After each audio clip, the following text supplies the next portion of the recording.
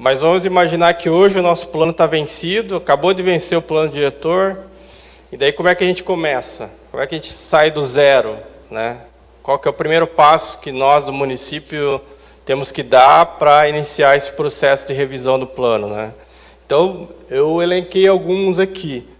A primeira coisa que é necessária é constituir uma equipe municipal que vai ser responsável por tocar esse processo, né? Vai ter que reunir algumas pessoas ali no município, alguns, não vou dizer experts, mas que tenham um pouco de conhecimento dessa temática, para que eles, em conjunto, comecem a tomar as providências para dar início ao processo de revisão do plano.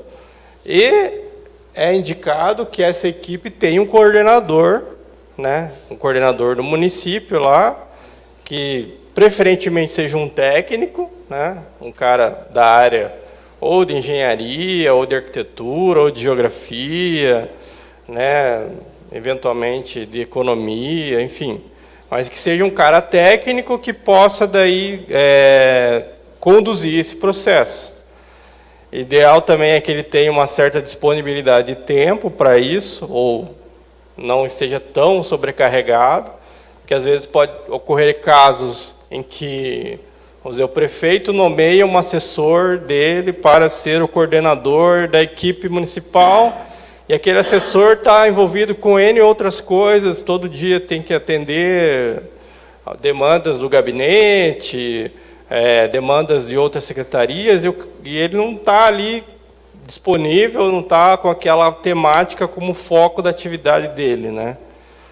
Você quer perguntar alguma coisa? Pois não. Com relação ao coordenador técnico, como é que você orienta quanto à normativa do CAL que estabelece que tem que ser um arquiteto? Então, são duas questões. E até uma polêmica essa discussão aí, porque nós aqui no Paraná estamos enfrentando esse debate da coordenação do plano diretor, ser o arquiteto, ou ser o engenheiro e tudo mais. Essa função aqui do município, ainda não estamos falando da elaboração do plano. Estamos falando de uma equipe que vai tomar as providências para conduzir o processo de elaboração, que vai ser por feito meio A ou meio B, que eu vou falar na sequência. Mas não ainda é uma equipe que vai ser a responsável pela elaboração.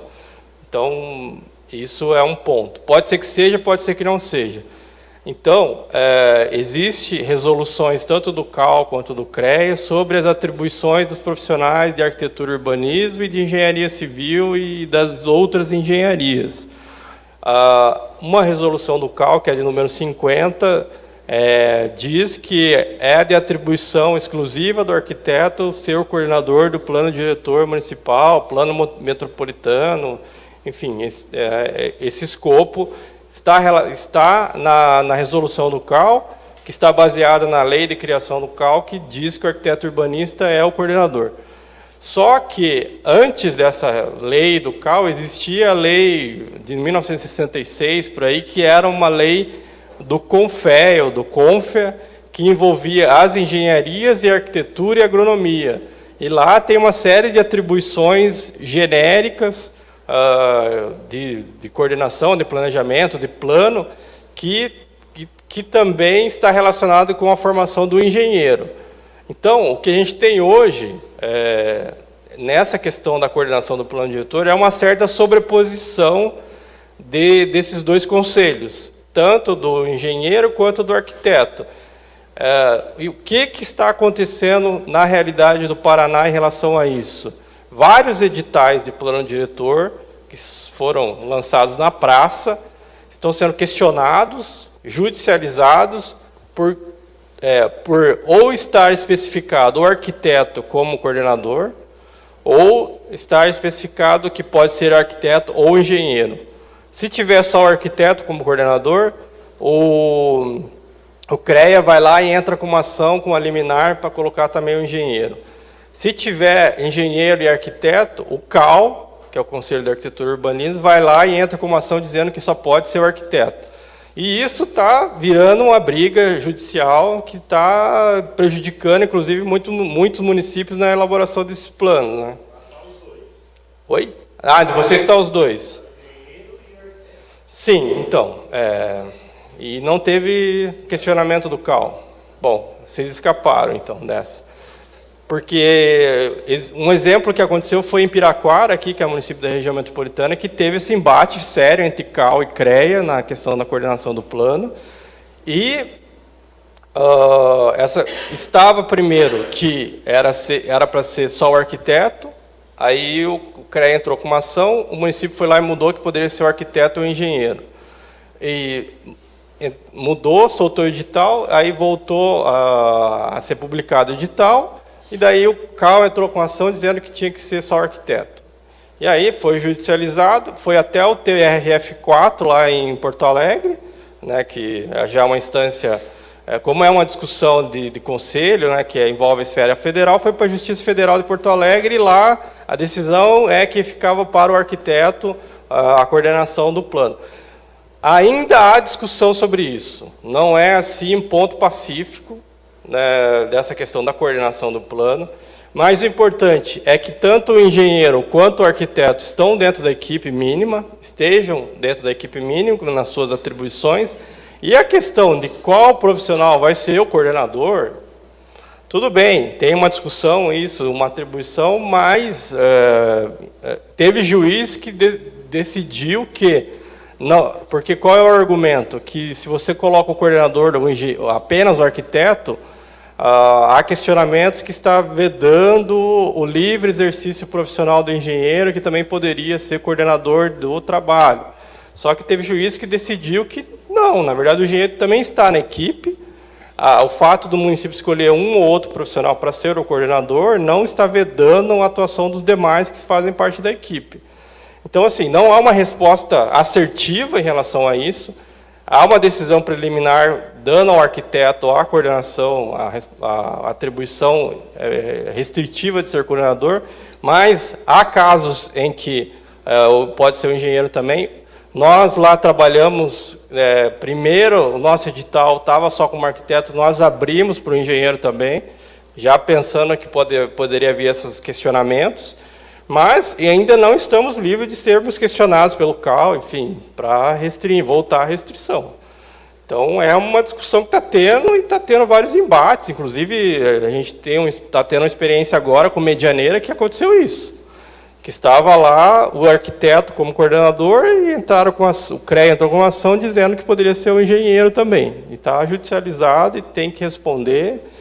Enfim, e enquanto os dois conselhos não sentarem e fizer uma resolução conjunta definindo as atribuições de cada um dos profissionais, tanto de engenharia quanto de arquitetura, vai continuar esse embate e essa discussão. Né? Então, não sei se eu te respondi.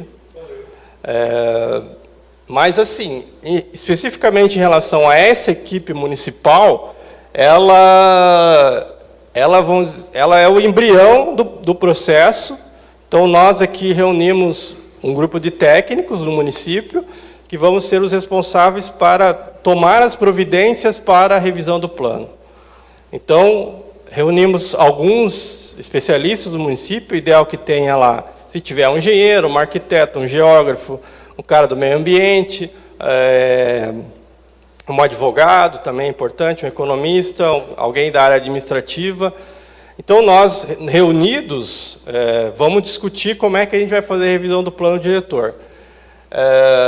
Então, para isso, uma primeira decisão que nós temos que tomar é se nós, município, a nossa equipe municipal, temos condições de nós mesmos fazermos a revisão do plano ou não.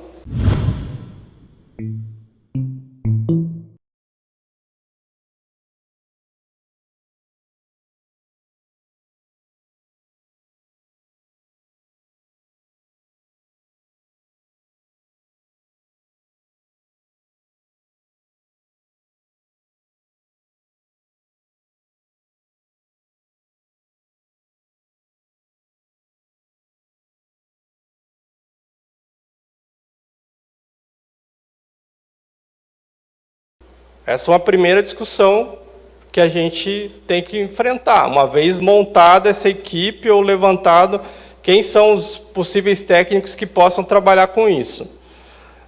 No município de vocês, vocês acham que vocês teriam condição de elaborar ou revisar um plano diretor? Nenhum município acha que teria essa condição? Por que não? Vocês não acham que é muito específico, que não tem tempo? Qual é a dificuldade?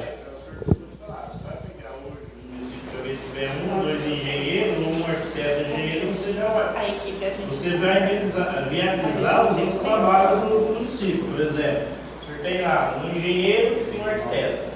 O senhor pegou os dois para trabalhar no plano, provavelmente isso vai levar um ano, praticamente. Sim. Quer dizer, as outras obras do município vai ficando paradas. Então, se contrata a empresa, pega um coordenador, você tem um espaço para melhorar.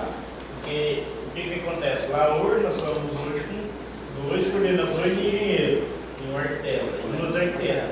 Ele tirou duas pessoas, ficou responsável pelo plano, mas aí as outras obras, outros projetos, o município continua andando.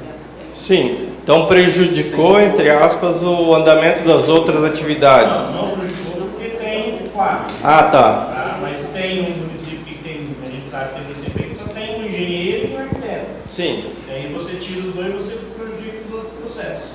Tá. Então vocês acham que a questão tempo, disponibilidade de tempo, é uma variável que pesa nessa decisão? Exato. De você conseguir ter um tempo de dedicação para fazer esse trabalho. Não é questão de ter uma equipe no município. É a questão que você vai tirar aquelas pessoas que juntam tocar o município para ficar dedicado no plano. Sim. Aí as outros projetos ficam parados. Então tá, então vocês estão colocando opinião em relação ao conhecimento que vocês têm da gestão municipal, da estrutura da prefeitura. Vocês acham que se contratar uma consultoria, ela vai se dedicar mais do que vocês vão se dedicar nesse processo? Você acha que ele só tem isso para fazer? Você acha que só isso que vai manter a consultoria ao longo dos 2 anos para... Lá a nossa terminou com 8 meses. Sim, mas eles com certeza têm outras atividades comerciais ou que eles estão desenvolvendo que fazem parte da receita da empresa. Porque lá assim, eles ficaram, deixaram lá disponível, a gente estava junto com eles, quando fazia as oficinas, tinha lá da equipe deles, chegaram a ficar 15 dias, dois da equipe, depois ia, por exemplo, teve lá, ficou 10 dias da equipe da Alfopar só para trabalhar as áreas de viário. Sério? Depois aí, uns 20 dias, fui um só para trabalhar com as áreas ambientais, área de loteamento, área de reserva.